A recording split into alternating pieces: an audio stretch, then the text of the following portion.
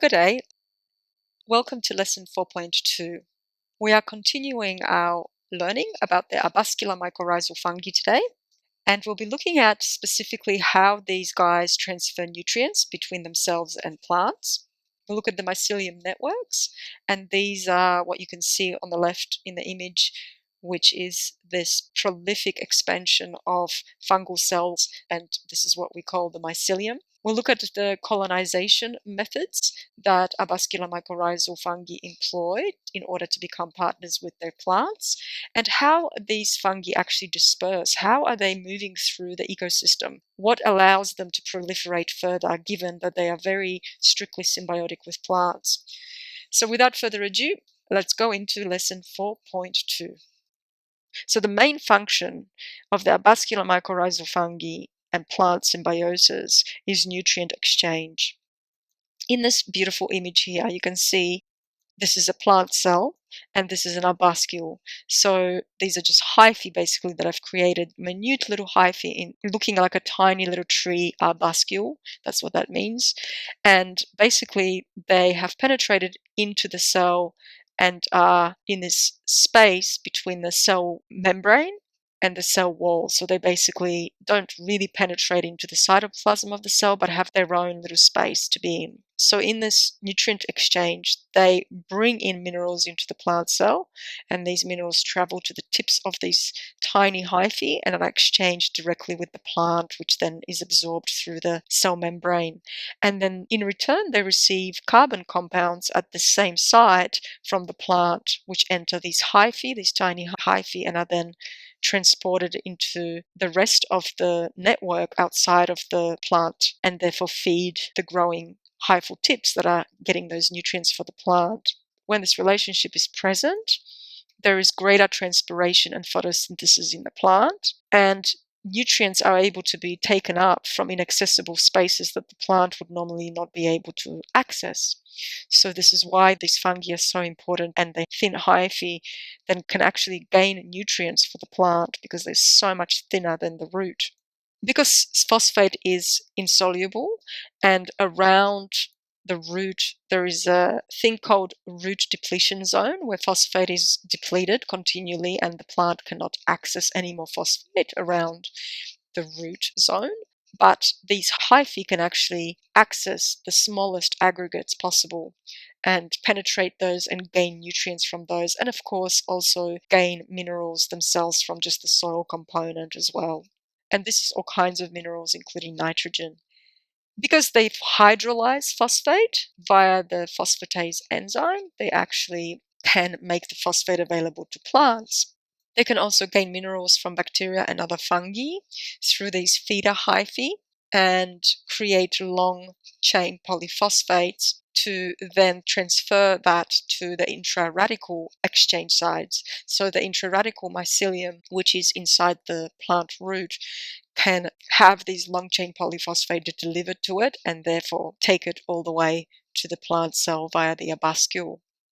The level of diversity of arbuscular mycorrhizal species and the functional diversities of the different groups provide diverse plant communities. So they drive diverse plant communities as a result of various species of these arbuscular mycorrhizal fungi being present and the different families having different functional diversities. Hostile nutrient deficient environments also have diverse arbuscular mycorrhizal fungi at reduced host diversity. So even though there are not as many plant species present, arbuscular mycorrhizal fungi still can maintain diversity by partnering up with the hosts that are available.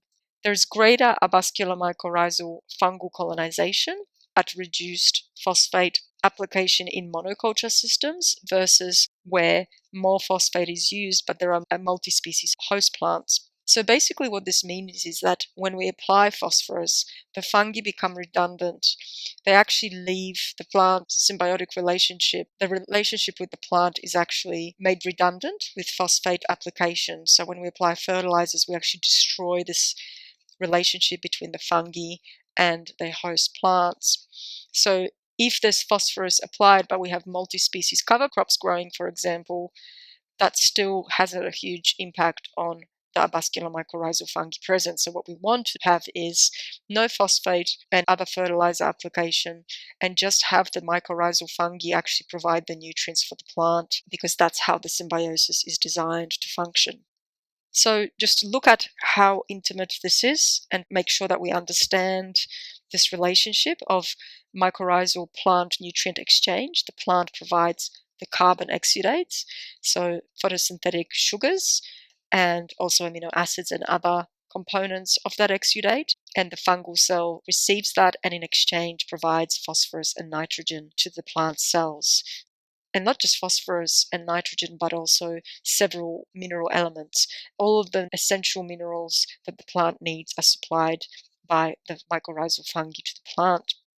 And so this is viewed in a similar way. So there's this diagram here of the symbiotic relationship all the way from the spore to the mycelium hyphal network, all the way down to the plant cells and arbuscules being formed.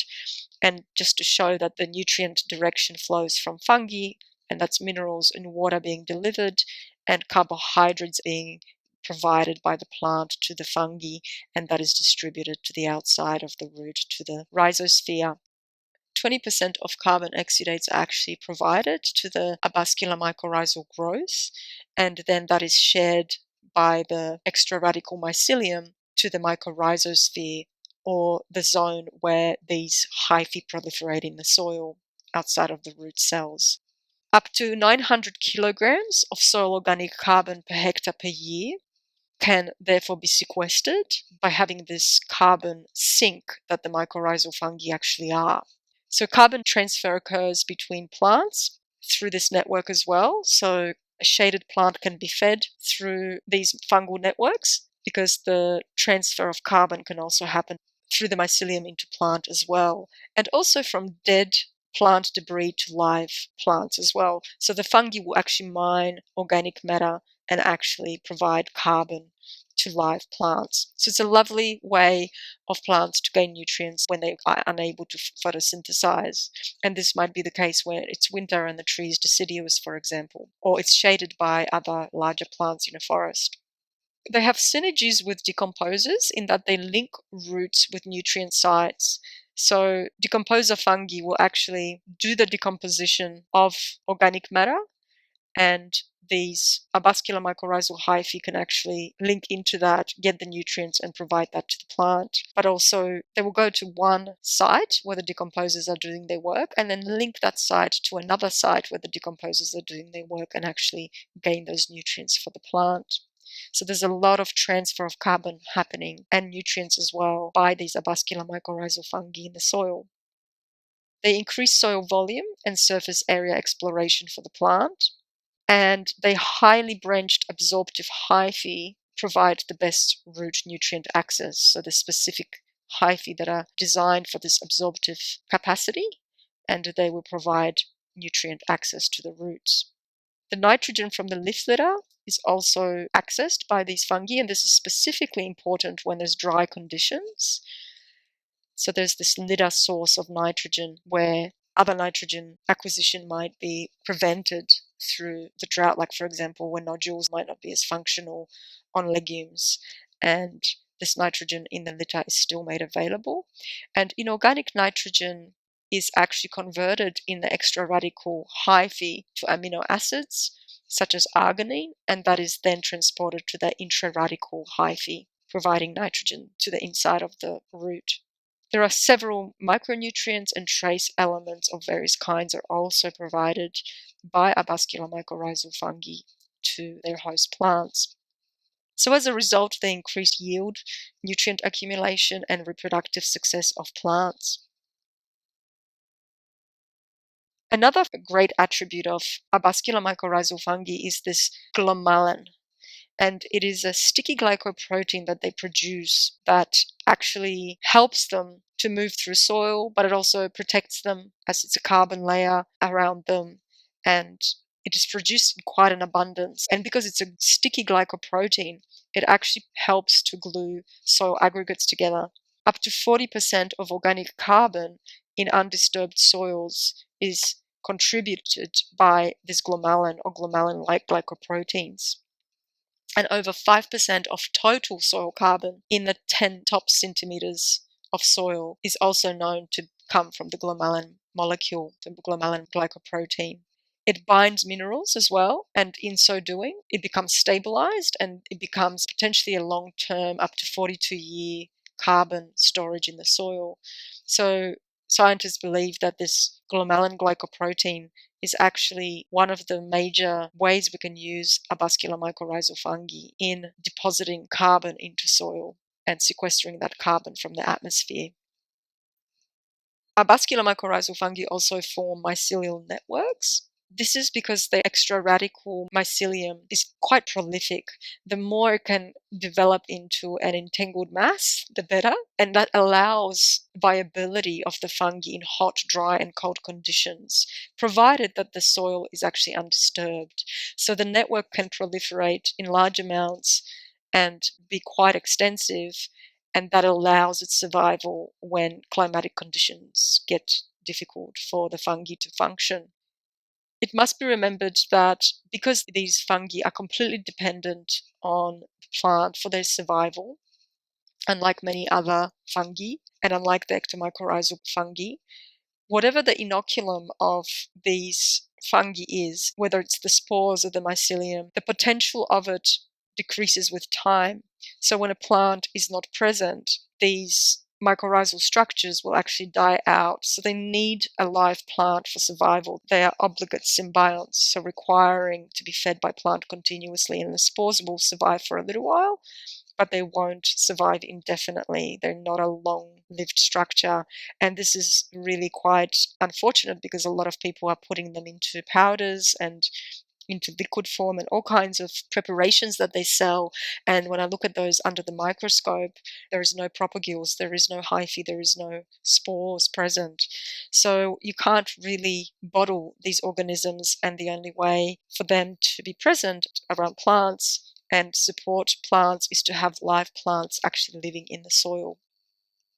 The maximum biomass of arbuscular mycorrhizal fungi that has been recorded in tall grass prairies is 111 meters per centimeter cubed of soil. That is quite big. There's quite a lot of biomass that can be created in a biodiverse grassland, or not just grassland, but a biodiverse meadow, really. Whereas agricultural soils have around 28 meters of arbuscular mycorrhizal hyphae per cubic centimeter of soil. And the hyphal lengths actually vary between 1 to 26 meters per gram of soil. That's quite long as well, 26 meters. And that's, of course, talking about undisturbed ecosystems. So even in agriculture, if we keep tilling the soil, these lengths cannot develop because they grow within the perhaps 20 top centimeters of soil. So every time we till, we actually disrupt these networks. There is a difference in arbuscular mycorrhizal fungi across soil volume and with distance from root exploration. Because they are so symbiotic, they like to live very close to their plant, and of course different species as well as the different habitat they're in will produce different results in their ability to colonize soil as well as their ability to distance themselves from the plant root. So as I've said, these fungi produce interwoven networks, and you can see the web-like structure when the network gets quite prolific. And these extensive mycelial webs interconnect different species of plants, genera, and families. And the webs can actually overlap and interact. So this is what we call the global network in the top 20 centimeters of soil. This means that new seedlings have direct access to the network as they extend their rooting and get colonized, and up to 122 centimeters of hyphal growth can occur per centimeter of root growth. So that's the growth of several centimeters per day, and this means that it's an exponential network growth, which we can also call the wood wide web within the forest ecosystems. Once spores are produced, this completes the life cycle of an arbuscular mycorrhizal fungus.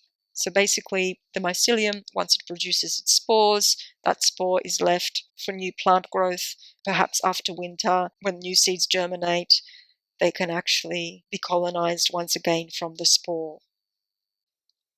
So let's now look at how root colonization occurs. This is very likely to happen when there's resistant propagules present in the soil, which then are able to colonize new roots.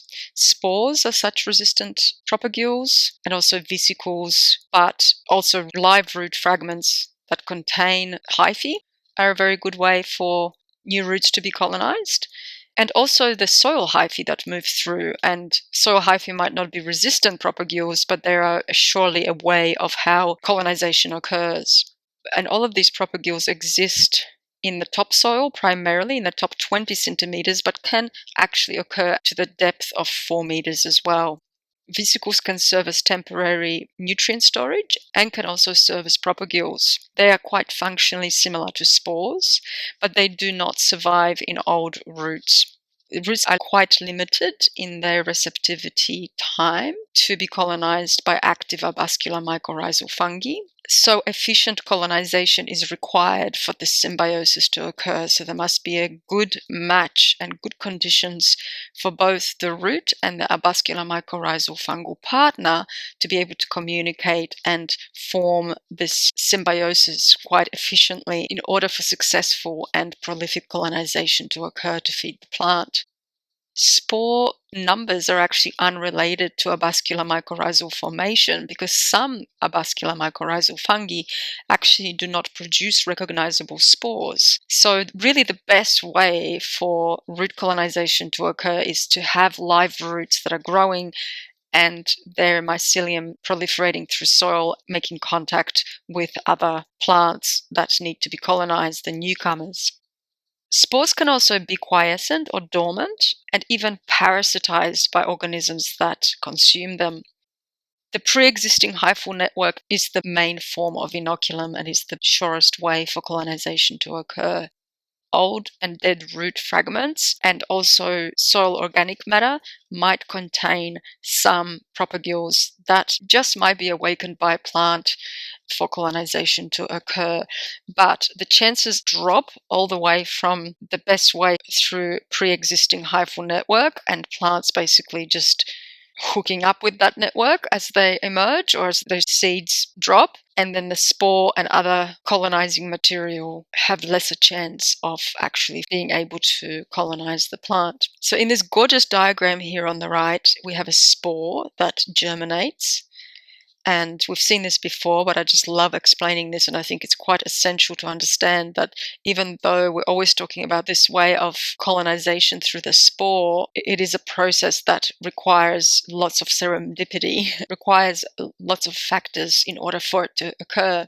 Spores are also very often used as an inoculum, and they're actually collected from soil or from roots and isolated, and then they can be used as an inoculum. So they are a very viable way to gain colonization of arbuscular mycorrhizal fungi onto roots. So let's look at how the spore germinates. Let's look at this process in detail, how this dance between the spore and the root cells occurs. When the spore is in soil, it can actually detect plant exudates, and by doing so, it starts to grow, it starts to germinate, and it produces this hypha that then starts to branch. Once the branching occurs, there are fungal exudates produced to inform the plant that colonization is required. So the root cells actually have specific spots on the epidermal cells called hyphopodia, and this is where the point of penetration can occur. So where the hypha can actually penetrate via the aprosorium apparatus into the plant root. Once penetration occurs, the hypha will actually grow throughout the root, and it is now able to create arbuscules by actually penetrating the cell wall and being able to form an arbuscule between the cell wall and the periarbuscular membrane that is formed for the arbuscule to exist in and exchange nutrients with the plant. So these hyphae in the arbuscule, the little fan-shaped tree-like structures, are where the nutrient exchange occurs between the partners. So carbohydrates flow from the plant into the hyphae, and phosphate and other nutrients are provided by the arbuscular hyphae to the plant. So as we can see, it's quite an involved process, and it requires that spores are in the vicinity of the root. So obviously the longer the distance, the less likely the hyphae coming from the spore are going to be fed for long enough in order to reach a suitable root to grow into and be fed by. Spores do have some reserve, some lipid reserve as food for the growing hypha, but this is limited to a certain point. So it is essential that these partners can communicate well, and the conditions for this symbiosis to occur is beneficial to both partners in order for this marriage to occur. Spores can be as little as 40 micrometers in diameter to over 800, so therefore they can actually be quite large and visible to the naked eye. As we have said earlier, they can have from hundreds to thousands different nuclei inside of them. When root exudate is produced, there's a germ tube that develops and moves forward towards the root. The germ tube then starts to branch, causing a fan-shaped appearance of the hyphae that it's producing. And this is a point at which the spore also produces a signal asking for multiple entry points into the root cortex via the aprosorium. So we can see this germinating spore here after it's received a signal from the plant root, and the aprosorium forming here at the plant interface, where it can now penetrate into the plant cell. Within 1 to 6 days, arbuscules begin to form, and they are basically tiny little branched hyphae between the plant cell wall and the periarbuscular membrane. So that's a little nook that they function from and within, and this allows for this direct nutrient exchange between the plant and the fungal hyphae. Following that, for about 4 to 15 days, phosphate uptake occurs through the arbuscule, and then the arbuscule actually disintegrates within that cell. The hyphae then spread to new cells and form more arbuscules. Arbuscules can actually occupy around 35% of cells in wheat and oats. Here we can also see the hyphae going through and looking for new cells to infect with an arbuscule. This is a gorgeous arbuscule that is present, and all of these are obviously stained to be able to visualize, and also vesicles can form, storing some nutrients, as well as being able to become a propagule if required. And of course, then spores are formed as well and are able to colonize other roots. So let's look at how arbuscular mycorrhizal fungi actually disperse themselves, their dispersal mechanisms. This can either happen through active hyphal growth or through passive dispersal. When arbuscular mycorrhizal plants are present, they increase soil nutrients via rhizodeposition, which is the process of the roots shedding all kinds of substances, exudates, but also deposits of various substances besides the photosynthetic sugars that they provide to the hyphae. They also increase soil nutrients via lithophole and root death. So as the roots die, they actually deposit organic matter with nutrients present in those roots. So this leads to hyphal networks continuously being laid down and growing and expanding. And this is called the accretion strategy and is the primary way by which active dispersal occurs. The other way is to produce propagules, and that means that things like spores and hyphae growing in root material, but particularly spores, can move through currents, through water dispersal via rainwater taking away the spores from one place to another, through human activities where plant material is transported, where there's either spores present or roots that have actively growing mycelium in them, and also through root material in the leaf litter where things are picked up by animals and moved to another place, or when mulch is moved from one place to another. The survival of these propagules really depends on several factors as well. So, for example, hyphal grazing occurs where animals can actually eat hyphae and poo some of those hyphae out. Also, there are fungal feeding nematodes that will take spores and bits of hyphae with them and transport them in their feces as well. There's also animals such as springtails, so invertebrates, mites, and other arthropods can also disperse arbuscular mycorrhizal fungal propagules. Besides these, there are several other vectors, such as small mammals, marsupials, grasshoppers, as already mentioned, the arthropods, worms, ants, wasps, and birds. All these animals have the potential to pick up a little bit of the fungal material and actually take it somewhere else, and therefore help the fungi to disperse themselves. Over 50% feces of small raincloud forest mammals have been found to contain intact arbuscular mycorrhizal spores. And animal diggings also lead to vegetation establishment after volcanic eruptions. So these are the ways that make it possible for arbuscular mycorrhizal fungi to actually be present over very, very large areas of habitats, and because of the variety of ways that they can be moved, ensures their establishment in new habitats as well as to continue their growth in established ecosystems. In this diagram, we can see that multi-species spores being present in an ecosystem leads to germination and colonization of multi-species host plants. This allows for inoculation of new plants emerging, like seeds and seedlings coming up, and it is a constant source of inoculation that leads to colonization of plants.